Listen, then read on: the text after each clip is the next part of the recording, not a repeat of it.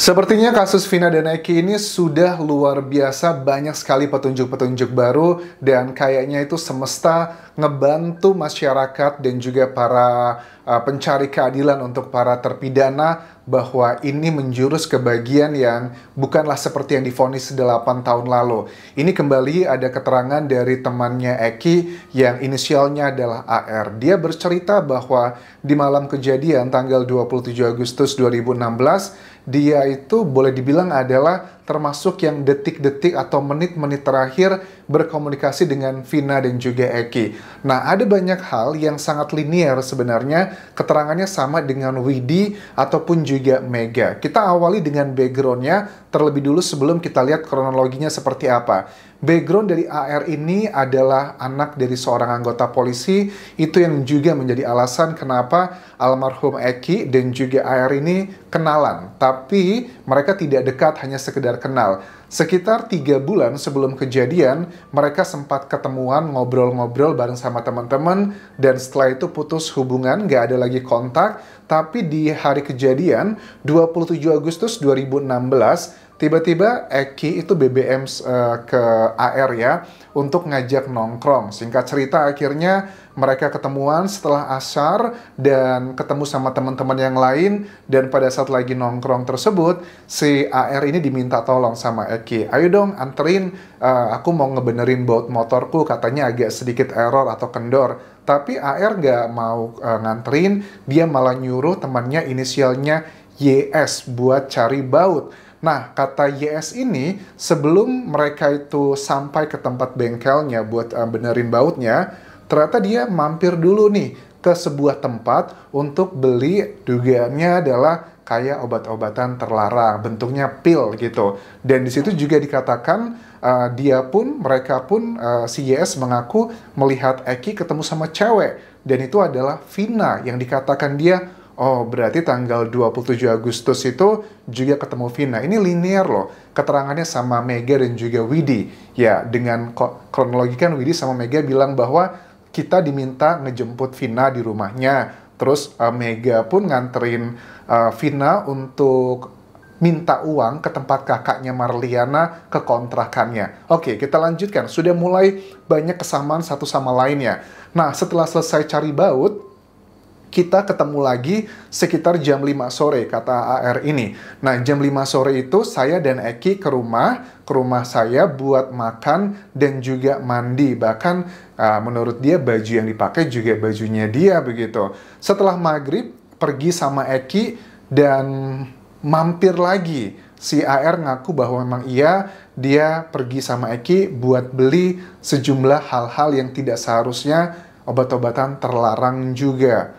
Oke, tapi kenapa sebelumnya beli, sekarang beli lagi? Mungkin awalnya belinya nggak banyak, dan setelah itu belinya lebih banyak lagi, karena di saat hari itu adalah ada acara mereka tuh kayak penutupan panitia gitulah, acara 17 Agustusan, dan mereka ya sudah akhirnya untuk kumpul-kumpul sepertinya itu dijadikan salah satu gaya bertemannya mereka dengan minum-minuman dan juga hal-hal yang sifatnya terlarang tersebut. Saya dikasih 2 biji katanya, artinya yang beli adalah dugaannya almarhum Eki ya. Tapi Eki kan nggak bisa memberikan keterangan, jadi kita sebutnya dugaan teman-teman karena dia sudah meninggal. Nah, sekitar 15 menit kemudian, kami ke rumahnya Widi untuk ngejemput Vina. Wah, berarti kalau ini 15 menit kemudian, ya di atas jam 5-an sore, sekitar maghrib, karena kan kita ketahui juga si Widi dan Mega kan bilang bahwa ya memang ada orang yang ngejemput Vina setelah Vina itu mandi, katanya mau jalan-jalan sama ketemuan sama Eki, tapi dia tidak tahu siapa yang ngejemputnya. Ini dibenarkan bahwa saya dan juga Eki yang ngejemput Vina di rumahnya Widi. Terus saya bonceng 3 dan saya berada posisinya di tengah-tengah. Jadi yang nyetir itu adalah Eki, si AR-nya di tengah-tengah, dan Vina itu di belakang.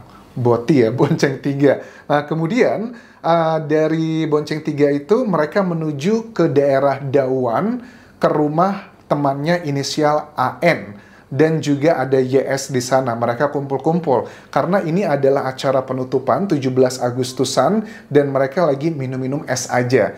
minumannya baik-baik nih kayaknya sore-sore itu. Tapi ada yang inisiatif katanya, yuk kita patungan beli minuman yang beralkohol, dan akhirnya mereka membeli hal tersebut. Terus di kebun, ya kebun antara kebun atau tidak, tapi dikategorikan kebun ya, tapi tidak terlalu yang rindang. Mungkin saya itu baru minum 1 kali aja bareng sama yang lain-lain, tiba-tiba pacarku itu datang katanya. Dia marah-marah karena dia nggak suka kalau aku ngelihat, kalau aku minum, dia ngelihat aku lagi minum tuh nggak suka dia. Baru minum sekali, pacarnya datang, ribut, akhirnya ya pulanglah, mereka pergi. Pulangnya itu nganterin pacarnya pulang, dia juga mau pulang. Pada saat mereka meninggalkan tempat tersebut, AR dan juga pacarnya, di situ ada beberapa orang, diantaranya ada Vina, ada Eki, ada inisial YS dan juga AN. Nah, saya itu pulangnya sekitar jam setengah 10 malam. Oke, Eki pun gak lama dari itu, kata teman-teman juga nyusul pulang, berarti sekitar 10 menitan, bareng sama Vina. Nah, sepanjang perjalanan pulang, menurut AR ini, dia selalu aktif pakai handphonenya. Jadi termasuk kebiasaan yang cukup umum ya, terjadi di masyarakat Indonesia, naik motor sambil mainan HP BBM saat itu yang lagi hitsnya.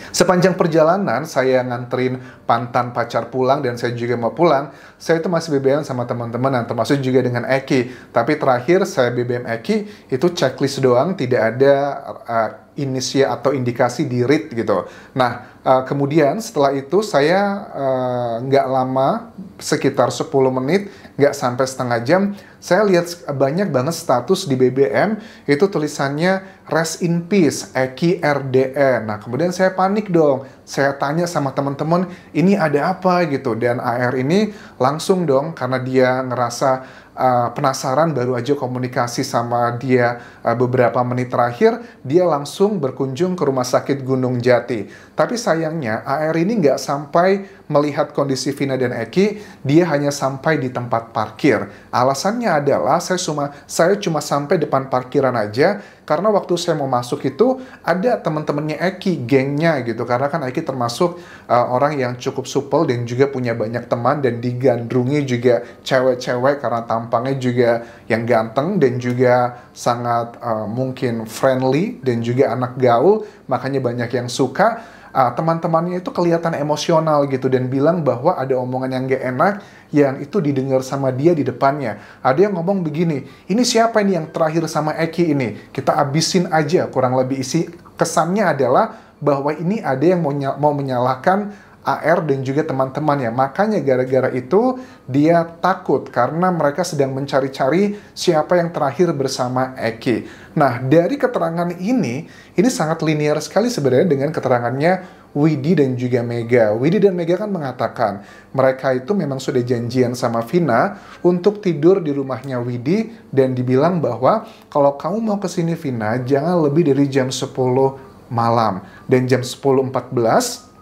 itu kan data yang ditunjukkan dari alat telekomunikasi miliknya Vina yang sudah dipublikasikan ke media yang berasal dari kuasa hukumnya Saka Tatal. Itu kan ditunjukkan bahwa memang betul komunikasi terakhirnya adalah dengan Widi 22.14. Ada komunikasi chatting, bahkan juga miss call. Nah, 22.14 ini kan kita ingat gak waktu si Widi bilang kan dia di miss call sama Vina 3 kali, tapi nggak diangkat. Tapi sebelum dia di miss call, kan Vina nelpon Widi ya, bilang begini bahwa intinya adalah, ayo dong kamu kesini, kita kumpul-kumpul nih. Sekitar jam 10 malam, kita lagi sama teman-teman, termasuk juga sama Eki di sini. Itu katanya dia mendengar pada saat Vina di sana, kondisinya lagi senang-senang aja, lagi rame, ada suara motor, ada suara kendaraan di sana, yang indikasinya berarti itu sekitar jam 10 malam, AR ini ya kemungkinan sudah mengantarkan kekasihnya pulang, karena dia kan pulangnya sekitar ya jam setengah 10 malam udah meninggalkan kumpul-kumpul mereka. Tapi masih ada yang lainnya, seperti inisial YS dan juga AN, itu kan ada di sana teman-teman. Jadi mereka lagi ngobrol, ini semakin linear sekali dengan keterangan Widi dan juga Mega.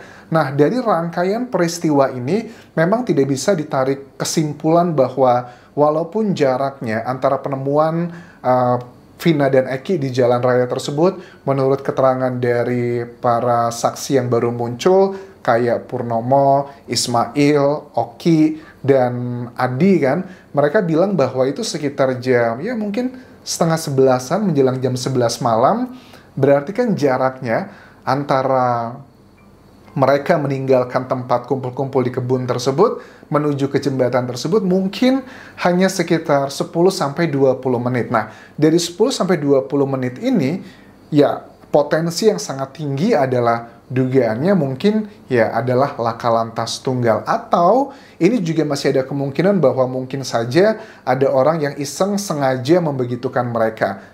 Peluangnya juga masih cukup tinggi sebenarnya ke arah sana, karena ya tidak ada ya ada sih keterangan dari saksi, misalnya si Ismail ya, yang mengatakan dengan tegas bahwa malam hari itu saya ngelihat Vina sama Eki, mereka tuh ugal-ugalan naik motornya. Kita berlawanan arah, saya lihat mereka itu ugal-ugalan, bahkan Eki itu ngetril-ngetrilin motornya, dan motornya itu pada saat ngetril, motornya itu lepas kayaknya, itu menghantam separator, sementara Eki dan Vina, karena mereka cukup dekatan, itu yang menghantam misalnya kayak tiang lampu dan juga bagian jalan raya tersebut. Nah, tapi dengan adanya hasil otopsi yang misalnya ditemukan ada sperma, terus juga luka-luka yang dikatakan di BAP itu ada senjata tajam, ada peristiwa yang diklaim oleh Aep, ini yang ngebuat kasus ini semakin runyam. Kok ini nggak cocok satu sama lain? Nah, mudah-mudahan sih